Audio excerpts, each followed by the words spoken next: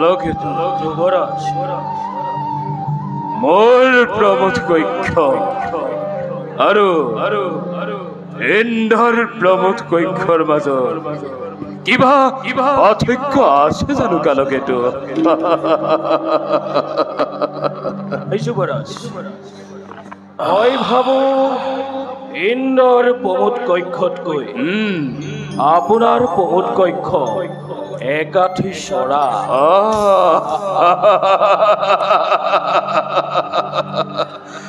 কিন্তু কালকেতু যুবৰাজ ইন্দ্ৰৰ প্ৰমোদ কক্ষ ৰম্ভা মেনকা উৰ্বশী আদি চিৰ যুৱনা সুন্দৰীসকলে নৃত্য গীত কৰে। এই সুন্দৰীসকলৰ নৃত্য গীত উপভোগ কৰিবলৈ পোৱা হলে নিশ্চয় সুন্দৰ হলহেঁতেন কালকেতু। যুৱৰাজ আমাৰ নৰ্তকী সকলো কোনো ৰূপে গুণে হীন নহয় যুৱৰাজ। কালকেতু তেওঁলোকৰ ৰূপ যৌৱন আৰু নৃত্যৰ লৈলাসে আমাকো জানো বুৱাই ৰাখিব পৰা নাই যুৱৰাজ।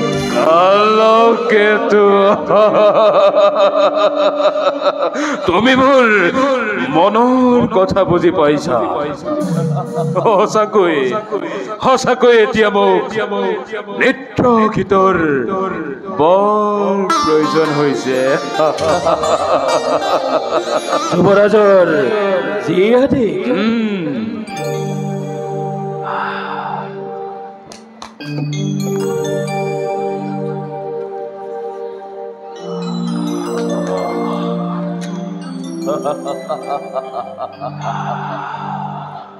কালকেতু যুৱৰাজ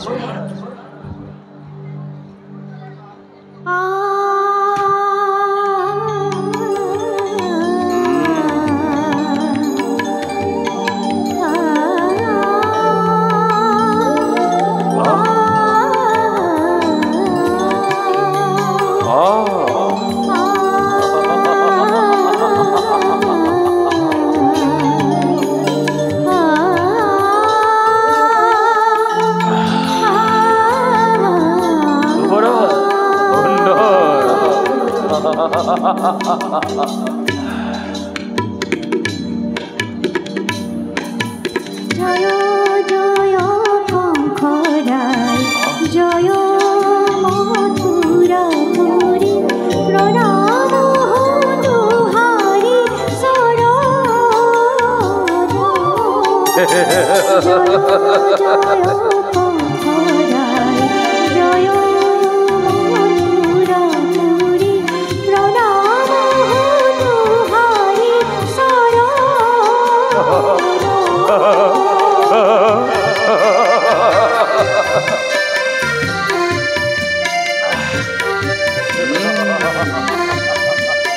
সুন্দৰ আয়োজন কালকেতু।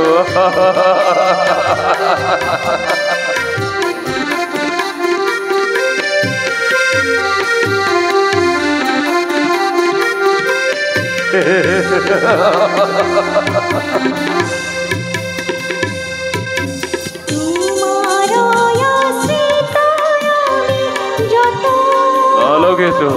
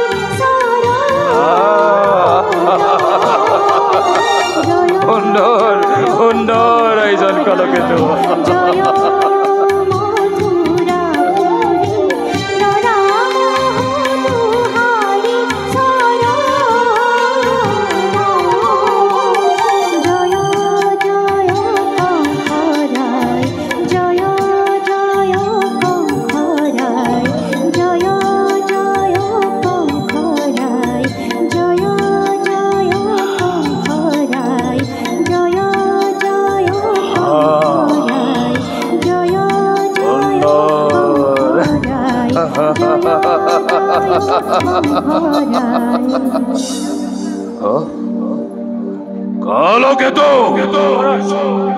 হঠাৎ নৃত্য গীতর বন্ধ হল কিয়? যুবরাজ দুয়ারত হন্ত বখুরে বখুরে যা লয় হবখুরে ভগিরাজ বলো। যুবরাজ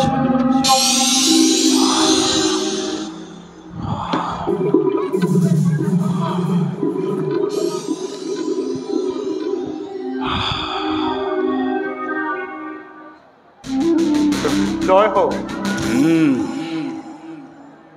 দৈবকী সত্যজাত প্ৰথম সন্তান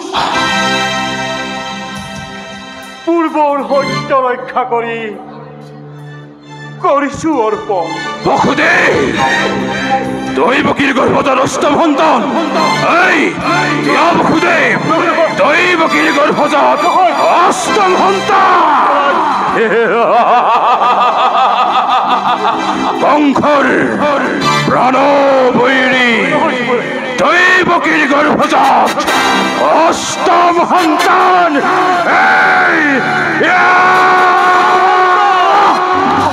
যুৱৰাজ প্ৰথম সন্তান দৈবকী সত্যজাত প্ৰথম সন্তান। প্ৰথম সন্তান এটি সত্যজাত শিশু চোৱা কালকেতু কেনে সুন্দৰ।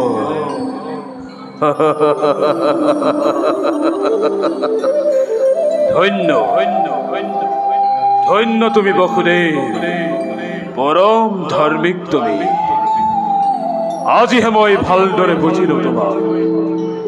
লৈ যোৱা দৈবকীৰ প্ৰথম সন্তানক।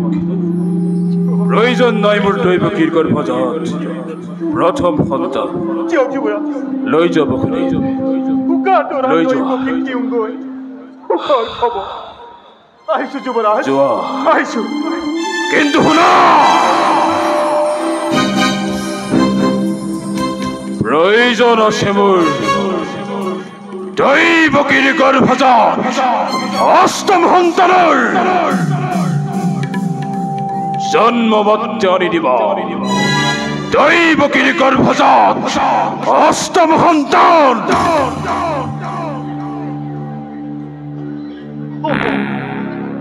হ'ব যুৱৰাজ, আপোনাৰ কথা মতে সকলো হ'ব। আহিছো যুৱৰাজ, আহিছো।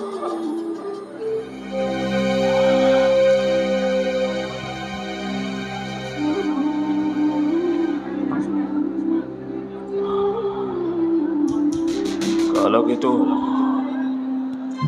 প্ৰণাম দেৱৰে।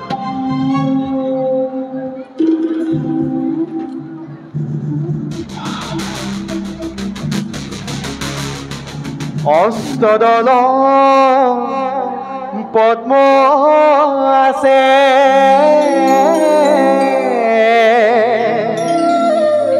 ব্ৰহ্ম পুজিবাৰে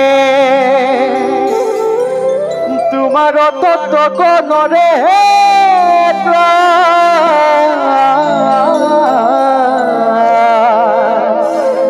বুজিব নোৱাৰে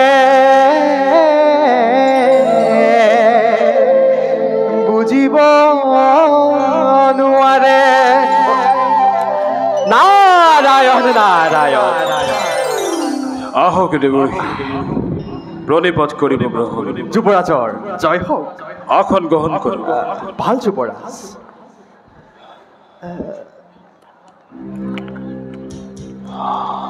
দেৱৰী যুৱৰাজ কিবা হেতু আগমন এই কংসৰ সমীপে মই এটা সংবাদ দিবলৈহে আহিলোঁ অতি শীঘ্ৰেই ব্যক্ত কৰিব নাৰায়ণ নহয়তো শুভ সংবাদ দেৱঋষি যুৱৰাজ দেৱঋষি তুমি বসুদেৱ দৈৱকী প্ৰথম সন্তানটি ঘূৰাই দি মহা ভুল কাম কৰিলা চোৱা যুৱৰাজ এই পাহি এক অষ্টদলপতি ইয়াৰ কোনটো পাহি প্ৰথম আৰু কোনটো অষ্টম তুমি জানো ক'ব পাৰিবা যুৱৰাজ স্পষ্ট দেৱঋষি গতিকে যুৱৰাজ আমি যদি ইয়াক প্ৰথমৰ পৰা আৰম্ভ কৰি প্ৰথমা দ্বিতীয়া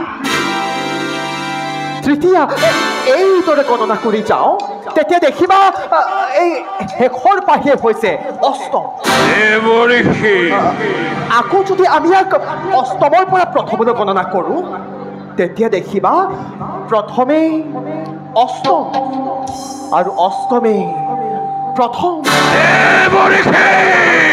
যুৱৰাজ তুমি বসুদেৱ দৈৱকীক বন্দী কৰাৰ ব্যৱস্থা কৰা কিন্তু কিয় কাৰণ তেওঁলোকৰ প্ৰতিটো সন্তানে তোমাৰ বাবে শত্ৰু তেওঁলোকৰ প্ৰতিটো সন্তানে তুমি নিধন কৰা এটি কৰি আলোকেতু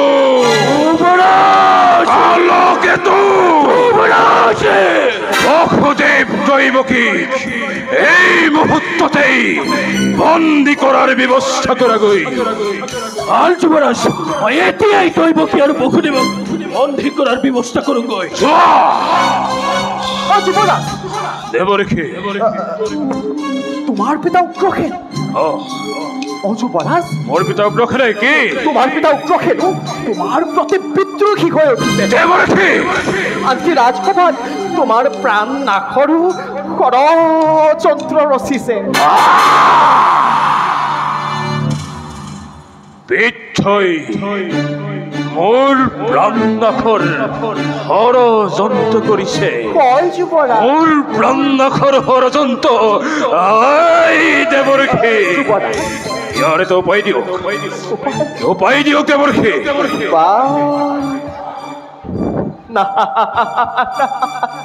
উপায় আছে যুৱৰাজ আছে অতি শীঘ্ৰেই ব্যক্ত কৰোঁ তুমি হেনো উপযুক্ত বীৰ থাকোঁতে বৰক বৃদ্ধ উগ্ৰসেনে কিডাল ৰাজ্য চম্ভালিব গতিকে তুমি ৰাজদণ্ড নিজ হাতে লৈ ৰাজ্য শাসন কৰা আৰু কঠোৰ হাতেৰে বিদ্ৰোহী প্ৰজাক দমন কৰি যোৱা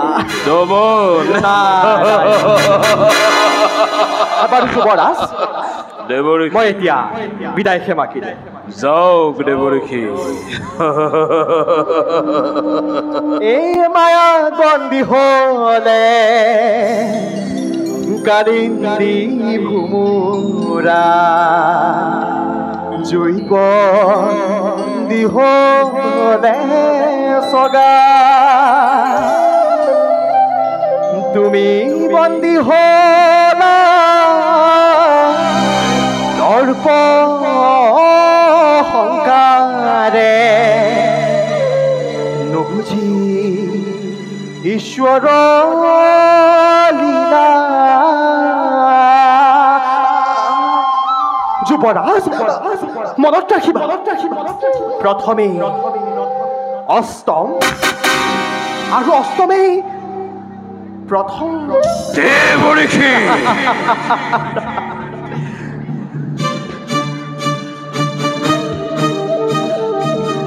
প্ৰথমে অষ্টম অষ্টমে প্ৰথম প্ৰথমে অষ্টম, অষ্টমে প্ৰথম, প্ৰথমে অষ্টম, অষ্টমে প্ৰথম।